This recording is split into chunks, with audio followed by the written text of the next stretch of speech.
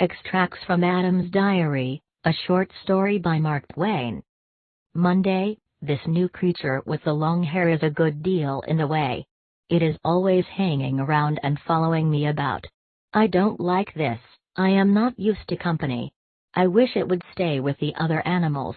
Cloudy today, wind in the east, think we shall have rain. We? Where did I get that word? The new creature uses it. Tuesday, been examining the great waterfall. It is the finest thing on the estate, I think. The new creature calls it Niagara Falls. Why, I am sure I do not know. Says it looks like Niagara Falls. That is not a reason, it is mere waywardness and imbecility. I get no chance to name anything myself. The new creature names everything that comes along, before I can get in a protest. And always that same pretext is offered. It looks like the thing. There is a dodo, for instance. Says the moment one looks at it one sees at a glance that it looks like a dodo. It will have to keep that name, no doubt. It wearies me to fret about it, and it does no good, anyway. Dodo. It looks no more like a dodo than I do. Wednesday, built me a shelter against the rain, but could not have it to myself in peace. The new creature intruded. When I tried to put it out, it shed water out of the holes it looks with, and wiped it away with the back of its paws, and made a noise such as some of the other animals make when they are in distress. I wish it would not talk, it is always talking. That sounds like a cheap fling at the poor creature, a slur, but I do not mean it so. I have never heard the human voice before, and any new and strange sound intruding itself here upon the solemn hush of these dreaming solitudes offends my ear and seems a false note. And this new sound is so close to me, it is right at my shoulder, right at my ear, first on one side and then on the other, and I am used only to sounds that are more or less distant from me. Friday, the naming goes recklessly on, in spite of anything I can do. I had a very good name for the estate, and it was musical and pretty, Garden of Eden. Privately, I continue to call it that, but not any longer publicly. The new creature says it is all woods and rocks and scenery, and therefore has no resemblance to a garden. Says it looks like a park, and does not look like anything but a park. Consequently, without consulting me, it has been new named Niagara Falls Park. This is sufficiently high-handed, it seems to me. And already there is a sign up. Keep off the grass. My life is not as happy as it was. Saturday, the new creature eats too much fruit. We are going to run short, most likely. We again, that is its word, mine, too, now, from hearing it so much. Good deal of fog this morning. I do not go out in the fog myself. This new creature does. It goes out in all weathers, and stomps right in with its muddy feet. And talks. It used to be so pleasant and quiet here. Sunday, pulled through. This day is getting to be more and more trying. It was selected and set apart last November as a day of rest. I had already 6 of them per week before. This morning found the new creature trying to claw apples out of that forbidden tree. Monday, the new creature says its name is Eve. That is all right, I have no objections. Says it is to call it by, when I want it to come. I said it was superfluous, then. The word evidently raised me in its respect, and indeed it is a large, good word and will bear repetition. It says it is not an it is a she. This is probably doubtful, yet it is all one to me. What she is were nothing to me if she would but go by herself and not talk. Tuesday, she has littered the whole estate with execrable names and offensive signs. This way to the whirlpool. This way to Goat Island. Cave of the Winds this way. She says this park would make a tidy summer resort if there was any custom for it. Summer resort, another invention of hers, just words, without any meaning. What is a summer resort? But it is best not to ask her, she has such a rage for explaining. Friday, she has taken to beseeching me to stop going over the falls. What harm does it do? Says it makes her shudder. I wonder why. I have always done it, always liked the plunge, and coolness. I supposed it was what the falls were for. They have no other use that I can see, and they must have been made for something. She says they were only made for scenery, like the rhinoceros and the mastodon. I went over the falls in a barrel, not satisfactory to her. Went over in a tub, still not satisfactory. Swam the whirlpool and the rapids in a fig leaf suit. It got much damaged.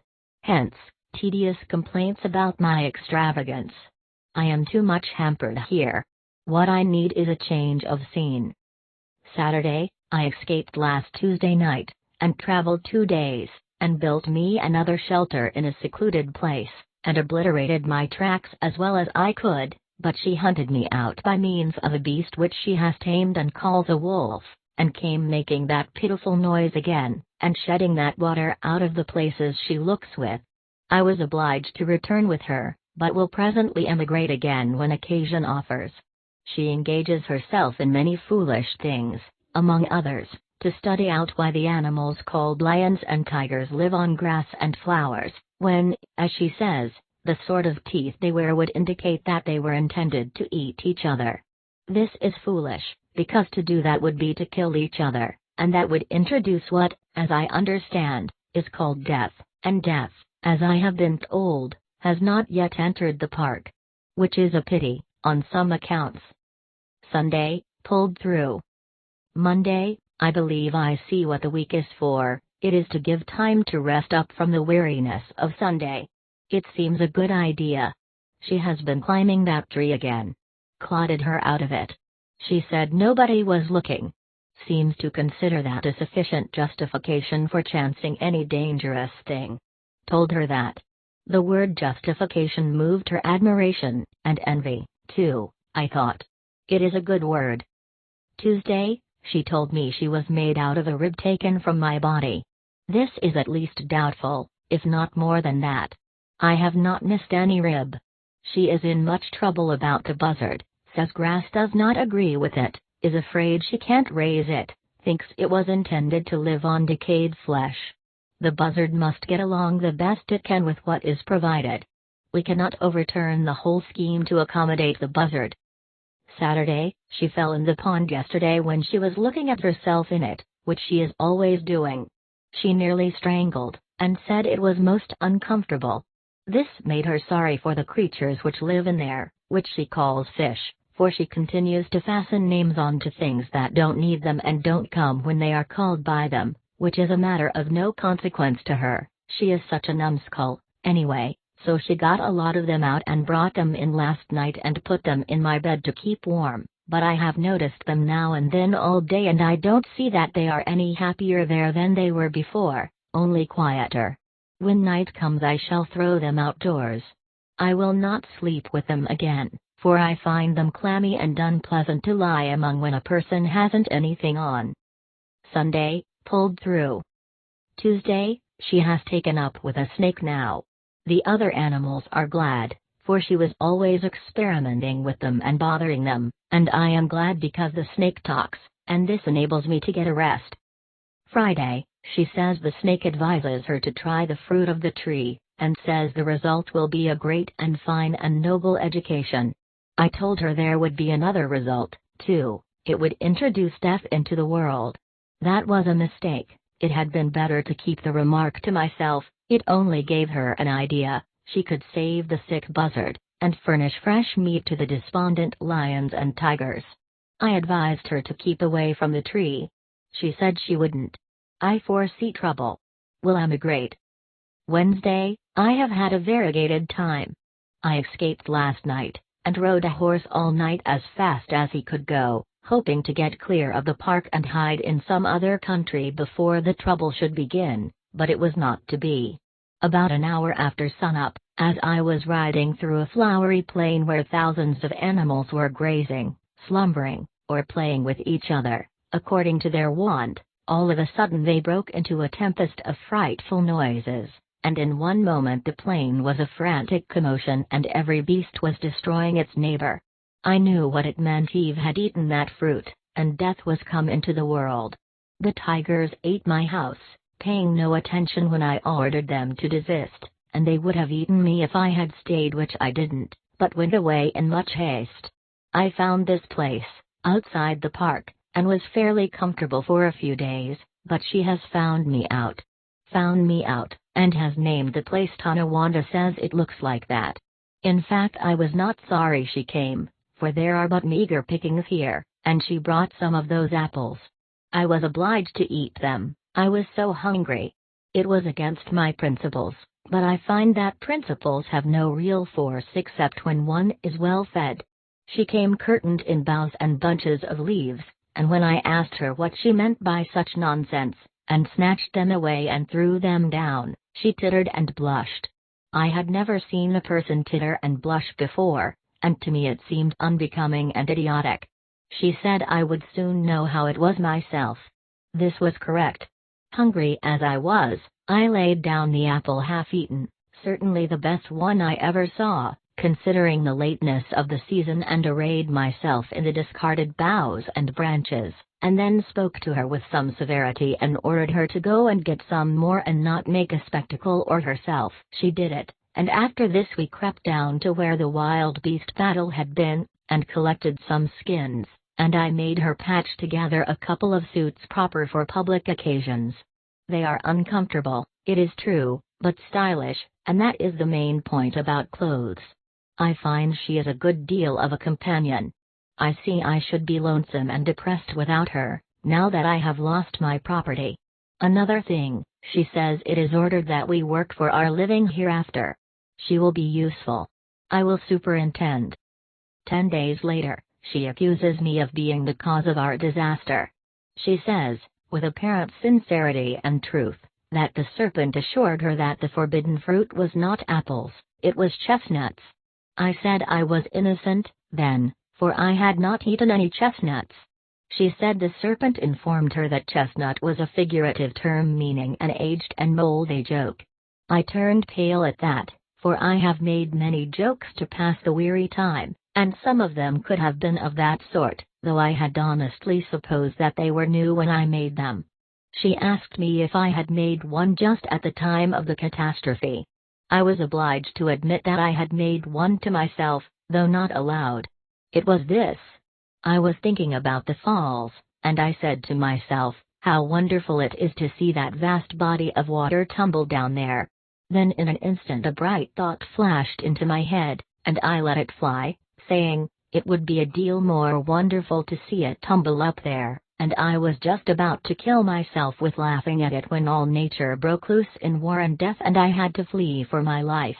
There, she said, with triumph, that is just it. The serpent mentioned that very jest, and called it the first chestnut, and said it was coeval with the creation. Alas, I am indeed to blame. Would that I were not witty, oh, that I had never had that radiant thought. Next year, we have named it Cain. She caught it while I was up country trapping on the north shore of the Erie, caught it in the timber a couple of miles from our dugout, or it might have been 4, she isn't certain which. It resembles us in some ways, and may be a relation. That is what she thinks, but this is an error, in my judgment.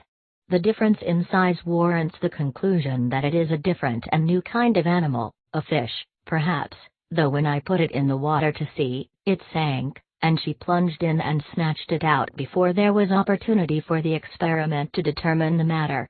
I still think it is a fish, but she is indifferent about what it is, and will not let me have it to try. I do not understand this.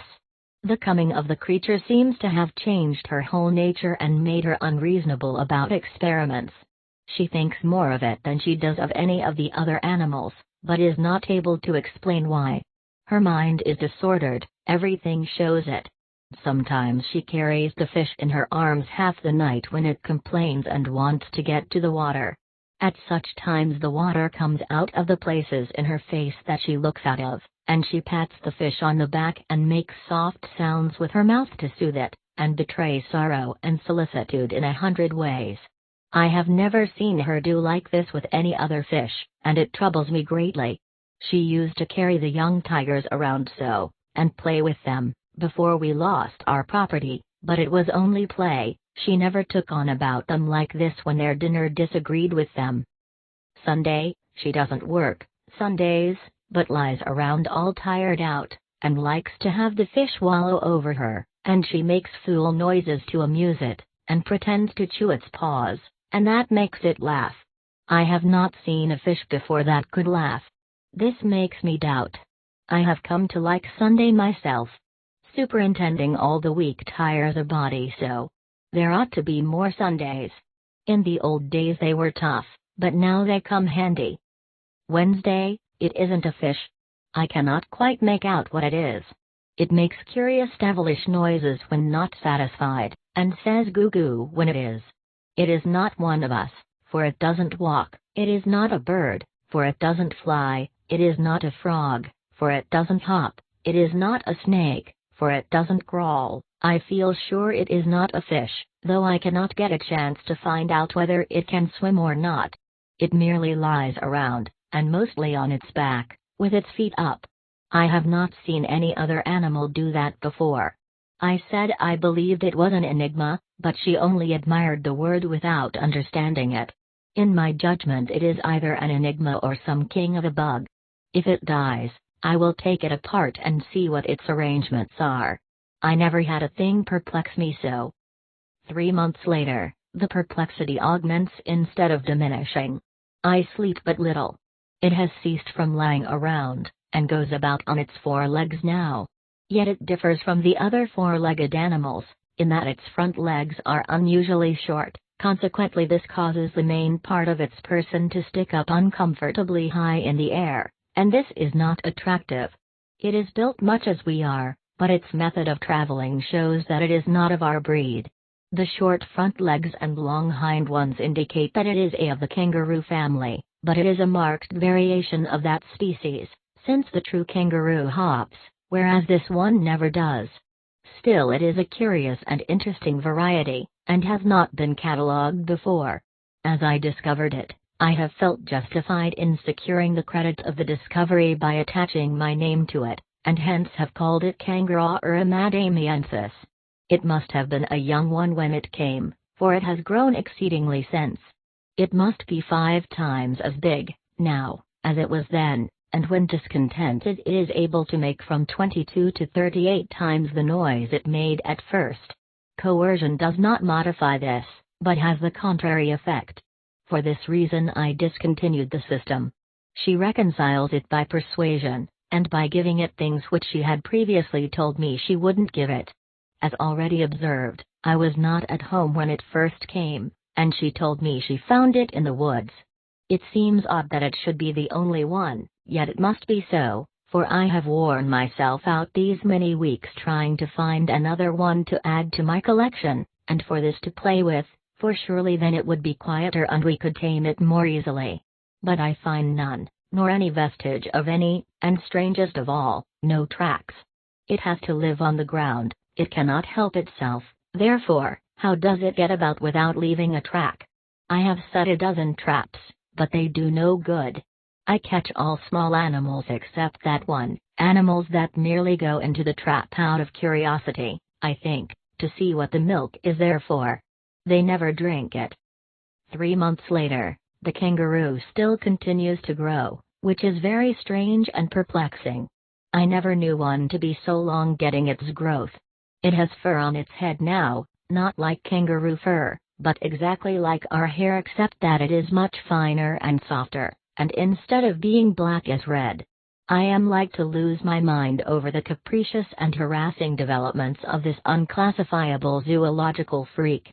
If I could catch another one, but that is hopeless. It is a new variety, and the only sample, this is plain. But I caught a true kangaroo and brought it in, thinking that this one, being lonesome, would rather have that for company than have no kin at all, or any animal it could feel a nearness to or get sympathy from in its forlorn condition here among strangers who do not know its ways or habits, or what to do to make it feel that it is among friends. But it was a mistake. It went into such fits at the sight of the kangaroo that I was convinced it had never seen one before. I pity the poor noisy little animal, but there is nothing I can do to make it happy. If I could tame it, but that is out of the question, the more I try the worse I seem to make it.